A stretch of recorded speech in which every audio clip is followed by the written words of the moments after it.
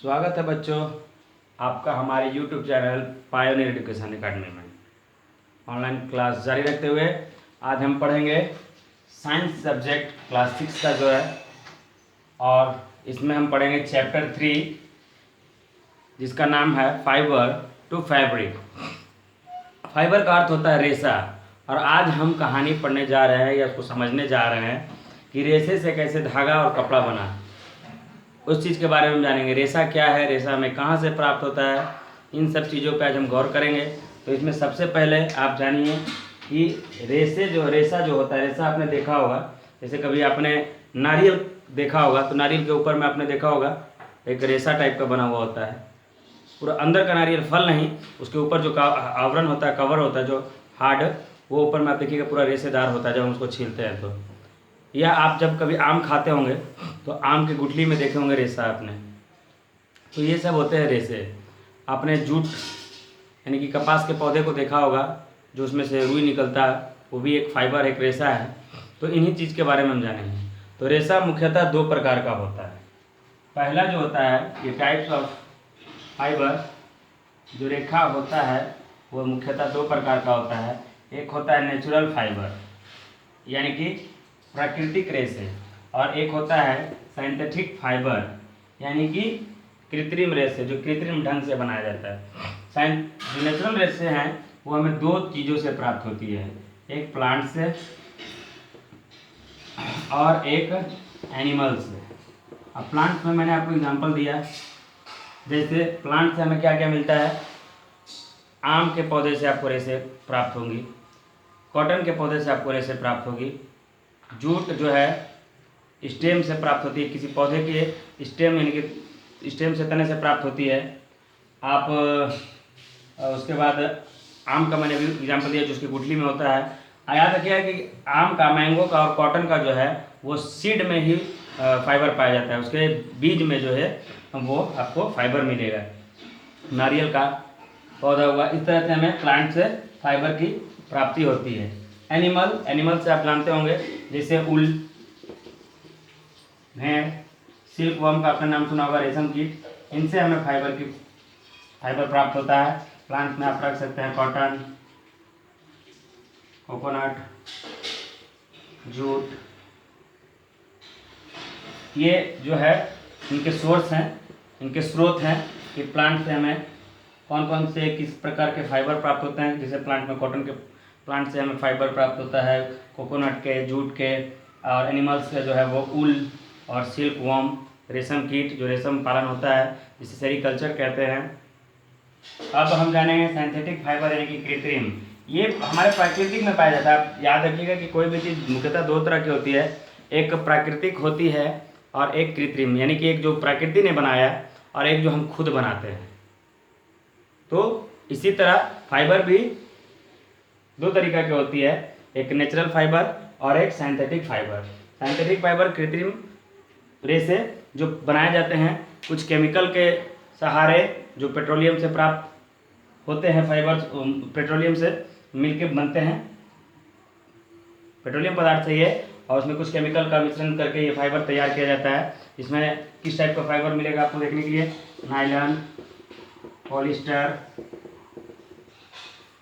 Rayon, ये सब जो है आपको, ये फाइबर जो है ये आर्टिफिशियल या सिंथेटिक फाइबर इसे हम कहते हैं। अब हम आगे पढ़ेंगे इसके कॉटन के बारे में हम पढ़ेंगे। अब हम कॉटन के बारे में जानेंगे। कॉटन के बारे में इसलिए जानेंगे क्योंकि हम जो है ज़्यादातर अपने दैनिक जीवन में, डेली लाइफ में जो हम लोग यूज़ करते हैं, डेली यूज़ में, वो क्या करते हैं, कॉटन का यूज़ करते हैं। अभी आप समर सीज़न चल रहा है, खास करके समर और रेनी सीज़न में क्या होता है, स्वेटिंग ज़्यादा होती है हमारे बॉडी से, यानी कि पसीने ज़्यादा आते हैं हमारे बॉडी से। तो पसीना में गर्मी के समय में हम ज़्यादातर कॉटन के कपड़ों का यूज़ करते हैं। कॉटन का मतलब सूती कपड़ों का हम यूज़ करते हैं, क्योंकि हम उलन पहन नहीं सकते हैं। उलन सिर्फ और सिर्फ ठंडी के टाइम में पहना जाता है। तो कॉटन जो है कहाँ से प्राप्त होती है हमें, हमें कॉटन प्लांट से प्राप्त होती है। और कॉटन प्लांट के जो, अब कॉटन प्लांट से हमें कहाँ से मिलती है, सीड से। कॉटन प्लांट के जो बीज होते हैं उनसे हमें कॉटन मिलता है, कपास या सूत जिसे हम कहते हैं। अब देखिए कॉटन को कहाँ इसकी कल्टीवेशन कहाँ की जाती है, इसकी खेती कहाँ की जाती है। और पहले ये जान लीजिए कि इसमें जो है लार्जर प्रोड्यूसर जो है ये अमेरिका, रूस, इंडिया जो है कॉटन के पूरे वर्ल्ड में अधिक उत्पादन करने वाले देश हैं। लगभग इन तीनों देशों में अधिक से अधिक कॉटन का कल्टीवेशन कृषि किया जाता है, अधिक उपजाया जाता है। अब कल्टीवेशन की शर्त क्या है, कॉटन के कल्टीवेशन का कंडीशन क्या है, देखिए हम यहाँ जानेंगे। कल्टीवेशन ऑफ कॉटन,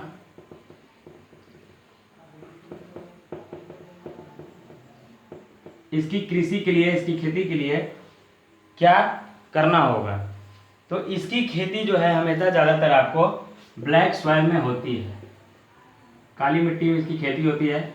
और इसका बीज कब लगाते हैं हम लोग, कॉटन का जो है ये हम लगाते हैं स्प्रिंग सीजन, यानी कि बसंत ऋतु में। जब बसंत ऋतु चलती है, यानी कि आप सरस्वती पूजा का टाइम आप जानेंगे कि जब बसंत ऋतु चलती है तो हम कल्टीवेशन करते हैं कॉटन का, खेती करते हैं कॉटन का। और इसमें कम से कम 80 to 100 सेंटीमीटर 80 से 100 mm बारिश होनी चाहिए, जिससे कपास की खेती, कॉटन की खेती अच्छी तरीक़ा से होती है। अब कॉटन का हम लोग यूज़ कहाँ करते हैं, कॉटन का हम लोग यूज़ करते हैं अपने कपड़ों में, दैनिक जीवन में जो कपड़ा हम लोग यूज़ करते हैं, अपने क्लोथ जो हम लोग कॉटन के कपड़े बनाते हैं, बैंडेड बनाते हैं इससे, कुर्ता पैजामा, कपड़े आ गए तो कुर्ता पैजामा, या बहुत सारे ऐसे प्रोडक्ट हैं जो हम सूती वस्त्र जो है बनाते हैं, बैंडेड बनाते हैं ना। या फिर आप देखिएगा सूती रुमाल जो गर्मी में बनाया जाता है ना, ये सब चीज़ हम यूज़ करते हैं। डस्टर में भी कॉटन लगा हुआ होता है। इन सब चीज़ों का भी हम कॉटन बनाने में कॉटन का यूज़ करते हैं। अब हम जानेंगे कि कॉटन से जब हमें कपास प्राप्त हो गई तो उससे हम धागा कैसे, अब धागा कैसे बनाएंगे और धागा से कपड़ा बनता है आप जानते हैं। और इसी तरह यही प्रोसेस है सिल्क का भी। सिल्क, कॉटन तो हमें कॉटन प्लांट से मिली, और एक फाइबर है सिल्क, रेशम जिसे बोलते हैं हिंदी में। तो सिल्क कहाँ से प्राप्त होती है हमें,